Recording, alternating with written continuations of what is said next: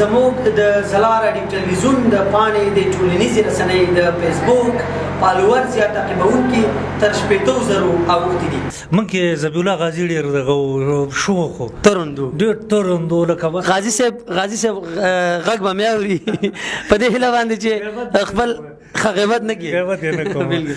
که انجینر خدای دې مل شاه ګل رنګي تور لونګ مې راوړل ګل رنګې که خبریال بین کا در ساره زما ګل رنګي. نو هغه وخت کې روژه وه او موږ کرکټ سیالۍ خپروله در صاحب نو زه ځان ته وم نو 500 کمیټې مې وکړله خو دې وخت کې نه څوک اړیکه نیسته نه څوک اس ام اس رالیږي زموږ د شخصي ټلیفون ته چې د دفتر دی هغه ته څوک کوم پیغام نه رالیږي. زه داسې پوه شوم چې دا څنګه ده ستونزه خو باندې چې بیرون راووتم نو دا کوم چې زموږ تخنیکي ملګري هغه رخصت په دغه ورځ متاسفانه هغه نو دفتر کې یوازې مو د کمیټې برخه کې چې کله رالم چې ګورم دا کومه چې ترسمنټر دستګاه ده دستګاه منځ کې ولاړه وه. پښتنه وه مجبوري به لرله ما لټوکو لیونۍ تخیرې وکړې.